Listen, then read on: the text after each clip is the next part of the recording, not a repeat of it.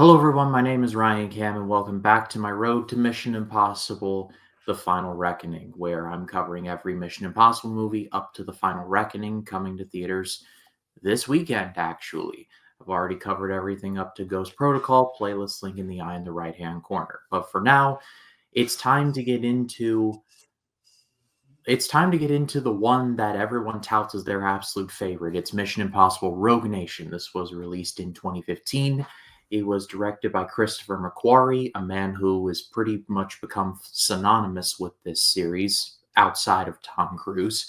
See, the return of Tom Cruise, the debut of Alec Baldwin in the series, as well as the return of Simon Pegg and Ving Rhames, and the additional debuts of Sean Harris, who would be the most consistent villain in the franchise, Solomon Lane, and the debut of Rebecca Ferguson, who, outside of Julie, is Ethan Hunt's most consistent romantic lead. But before we get into the plot, I have to introduce my guest for this time around. He has just hit 800 subscribers on his channel. Congratulations to you, Kyle. It is Kyle Flett from Flett's Movies and Pop Culture 13. Kyle, thank you for joining me. Yeah, you're welcome, man, and thank you. Yeah, I just reached 800 subscribers, and I appreciate the kind words. And thank you for having me to discuss Mission Impossible: Rogue Nation, because it's definitely one of my favorites for sure. So, Well, in terms of plot, after the events of Ghost Protocol, the IMF is still in the doghouse, but they're still kicking. And teased at the very end of Ghost Protocol, you heard something called the Syndicate. Well, the Syndicate are pretty much, they're kind of the reverse Flash to the Flash. They are the anti-IMF, and they're looking to cause chaos wherever they go. The head of the Syndicate is named Solomon Lane, played by Sean Harris.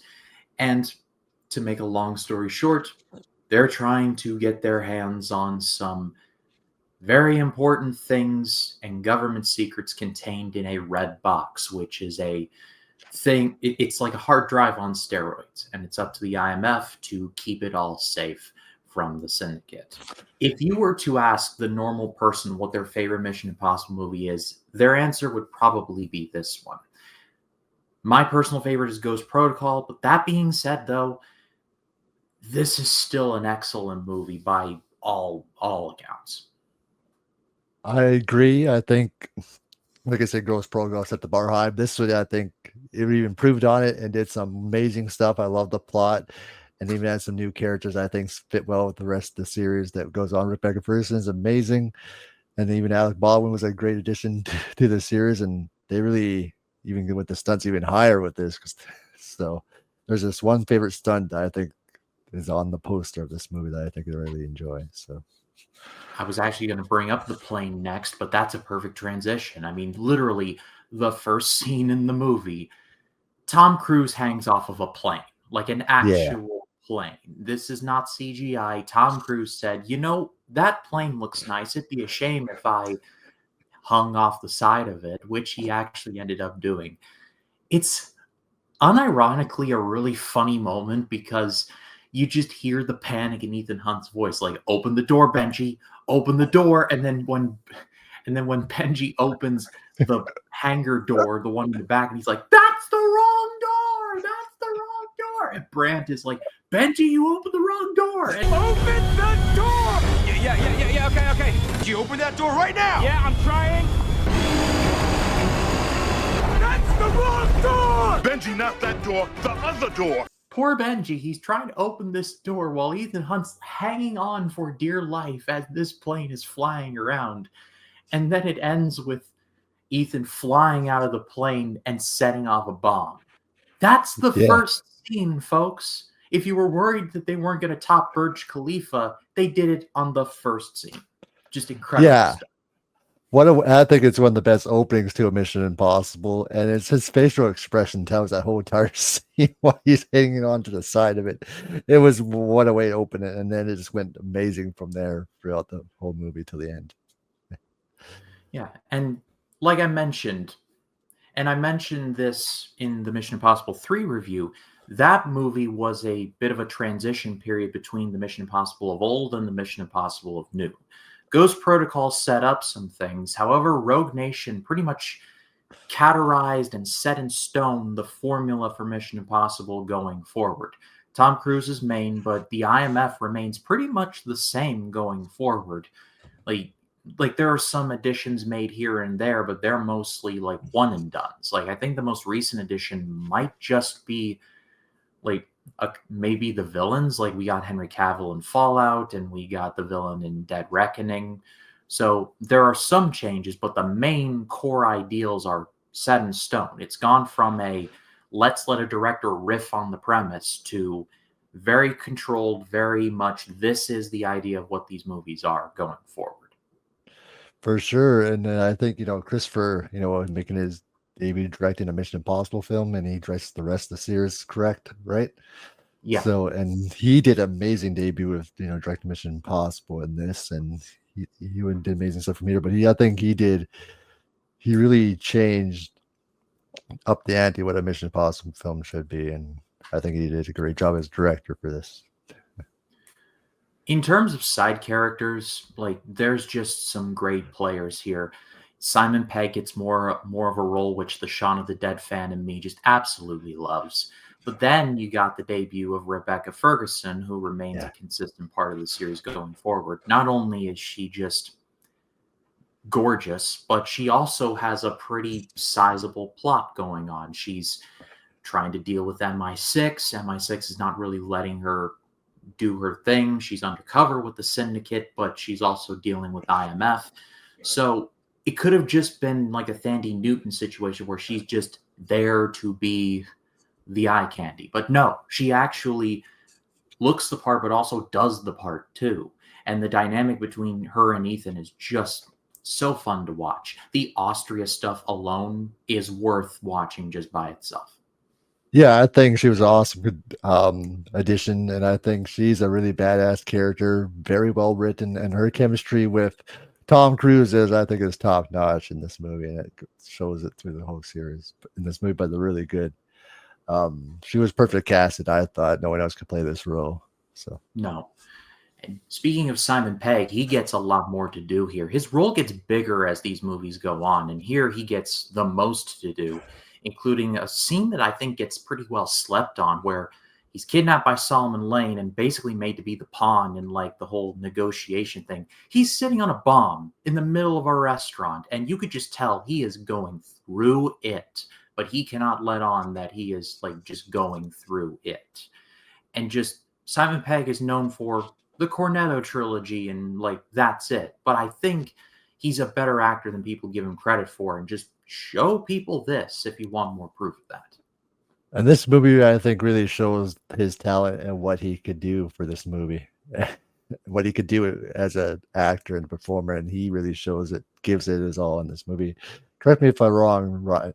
I remember watching this the other day, but it slipped my mind again. But is it this the word that there's a car stunt with him in this movie? Or I'm pretty sure this is the one, yes. Because that whole sequence in Casablanca where Ethan has to jump down that big power plant, the water one, he nearly drowned. He pretty much dies for like a couple minutes. He then gets resuscitated and then he goes after Ilsa because she has what he needs. And then like Benji's there too, and they get into a car accident, and he's like, well, can't grieve forever, grabs a pair of sunglasses, finds the nearest motorcycle, and just books it. It's crazy the amount of stuff, because the Burj Khalifa stuff is my personal favorite action sequence of these movies. But there are so many here where it's like just back to back to back of like water plant, then car chase, then motorcycle chase. And there's not a moment where this movie lets up. Like in it's just engaging. It just keeps going from on and on. You think it's going to slow down, but nope, it just keeps on going at fast pace, and it just keeps going from car chase to stunt to stunt. It's just action packed, and it's just entertaining throughout. It's just you thought you were going to slow down there. It just keeps getting better and better, I think. I think my one lone, like, not problem, but the thing that I just didn't particularly care for was the stuff with Alec Baldwin and like him being the new secretary. I'm pretty sure somebody saw this coming, but at the same time, I'm like, they make no allusions to the fact that like he's going to be the next secretary, like up until the point where Ethan is wearing the Atlee mask and he exposes himself to being like I heard everything and we're going to fix this for you. Like that whole thing, it just feels like they sprung that a little bit too early, I guess. It's a weird thing to nitpick about, but I don't know, maybe I'm just crazy. I actually agree with you because they just throw it in there with Alec Baldwin because they could have did something more special, but they just throw it in there, and it's just, I think they need to do more better with it, more better execution, but not the way they did. I agree with you. And Alec Baldwin's inclusion doesn't really Oh yeah, add much to these movies, in my opinion. He's just the mission giver. Like he literally yeah. just says, "Your mission, should you choose to accept it," and Ethan always accepts it. So it doesn't kill the movie for me personally. But the first scene we see of him, Brandt and him are in a Senate hearing, and he's like, "As you can see here at the Coit Tower, the missile nearly destroyed all of San Francisco." And then, for all you small talk fans out there, the famous clip, the "I can neither confirm nor deny the existence of any such mission without Secretary's approval," even though Huntley is the secretary. It's bizarre. I feel like they could have built that up a little more, or just have him be the secretary from the beginning and just, have some Yeah. random character actor just be not random. That sounds rude, but just have another actor play this senator who's breathing down their neck, but Huntley actually be the secretary this whole time. I don't know. It's a weird thing to not like. It didn't really sit well with me. Again, it's just I could do without that. It's not a movie killer. It's just I it's kind of there. I agree. They could. I agree because for Alec Baldwin, I think they wasted it a little bit with him. It doesn't hurt the movie, but I just think they could have did more stuff, more better stuff with him. You know what I mean? It would've been- My personal favorite IMF secretary was Lawrence Fishburne, and he was in Mission Impossible 3. I don't know if it was a schedule thing or if he just didn't want to do it, but I personally would have loved if they brought him back, not maybe just as the secretary. I mean, there's a whole thing in that movie where Brassel may or may not have been dirty, but he actually wasn't. But I don't know. Maybe I like Lawrence Fishburne as an actor. I would have liked to have seen him back. Maybe he was shooting Hannibal. Who knows? But in terms of secretaries, I would have loved to have seen Lawrence Fishburne back. That's the point I'm trying to make. I agree because I'm not sure if he was also even doing the John Wick movies at that time either. So, but Well, he 2 was would have awesome. been 2016 or 17, so he probably would have been filming Yeah. that. I'll fact check myself in the edit here, but But I don't know. Seeing Alec Baldwin here is fine, but there have been better secretaries. That is my point.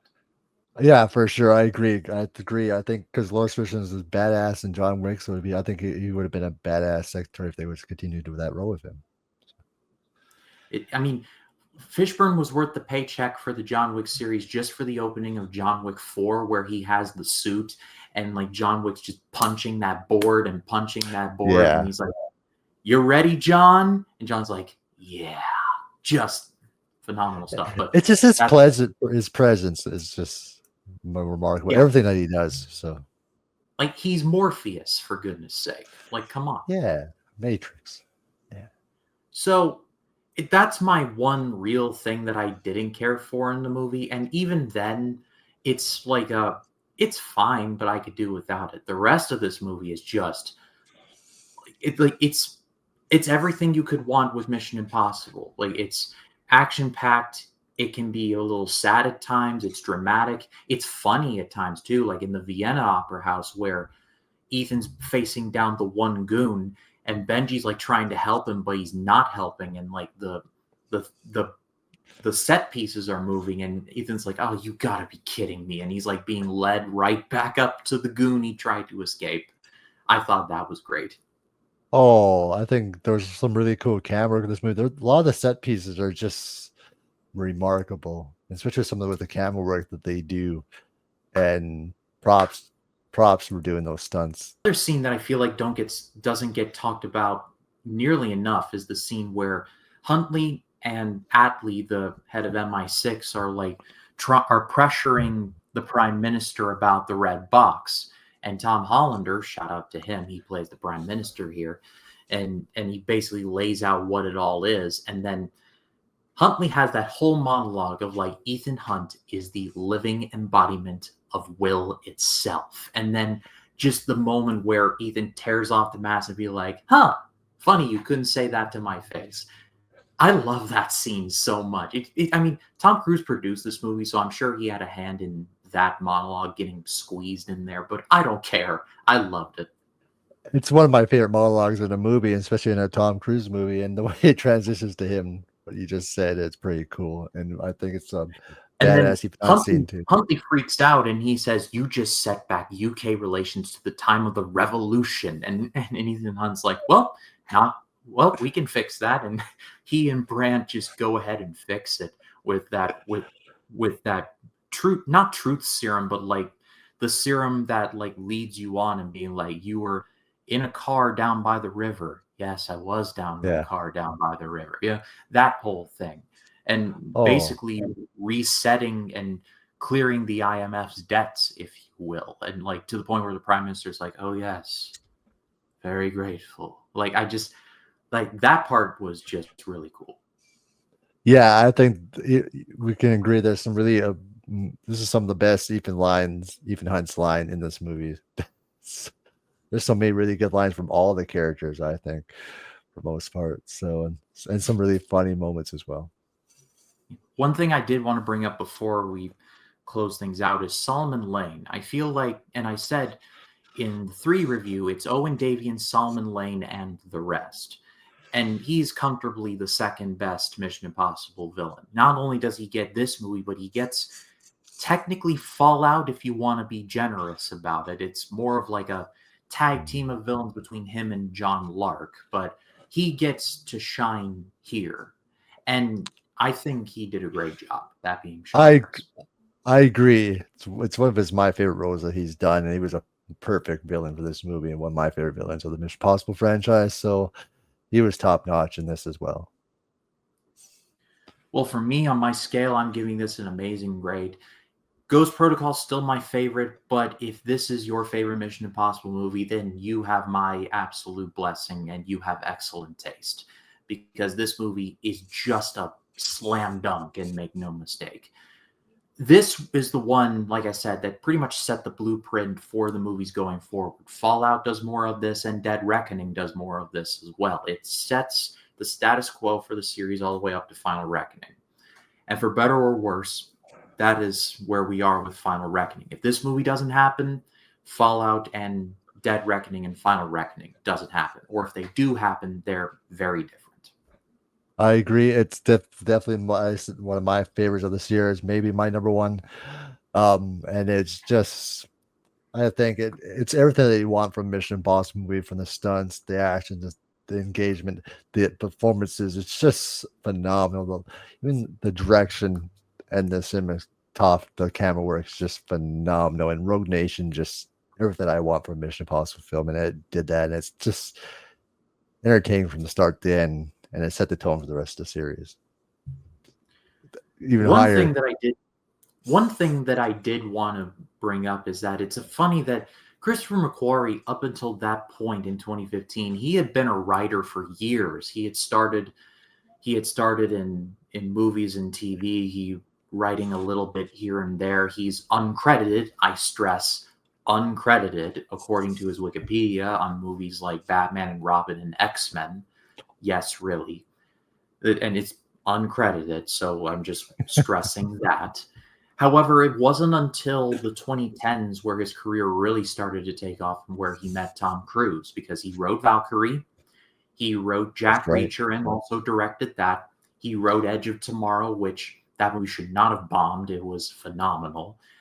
And then he got his shot with Rogue Nation. And he's still writing. He wrote Top Gun Maverick, which that movie's just fantastic. But he's been pretty much like he and Tom Cruise are like this now. So it's going to be interesting now that it seems like Mission Impossible is going to be over with this one. What he does next, sort of, kind of. It's going to be interesting. Yeah, I think Christopher really like Jack Reacher and written Top Gun Maverick, but he really found his talent with Mission Impossible, his niche, and I think be interesting what Christopher does because I think he's a very talented director. If he can do something amazing at the Mission Impossible, what other stuff he can do, I think he can do more amazing stuff. Depends what he does. So. I agree. Well, I pass it off to all of you. What did you think of Rogue Nation? Let us know in the comments. We'd love to read what you have to say. Go give Kyle some love. His channel's linked down below. He's interviewing some pretty big heavy hitters in the world of horror, and he's got a lot of great content himself. He just did a trailer reaction to It Welcome to Derry, which that series looks interesting to say the least. But what else do you have coming up? 3 huge interviews coming up as well. I can't wait to let you know you guys what they are. My biggest guest to date. I do have my Final Destinations Bloodline, my thoughts video dropping tomorrow, and then on I think we're the 28th, I'm bringing on Amazing Horror with Lauren. Not on horror, that's in June. Our Life in Horror, Sam and Brendan for our top 15 moments of 2020's tour, and then me and Amazing Horror Lauren will be ranking Mike Flanagan stuff, all his movies and TV show one huge ranking. So that's gonna be a lot of fun. So there's a lot of stuff coming for the channel going into June. All I'm saying is if I were making a list like that, Oculus and Dr. Sleep would be in the top 5. For sure. But go give him a subscribe. His link is down below. As far as this channel goes, we'll be continuing the road, and we'll be continuing with the one that pretty much, like, I don't want to say it jumps the shark, but it pretty much gets as close to it as these movies can get, but somehow it sticks the landing there.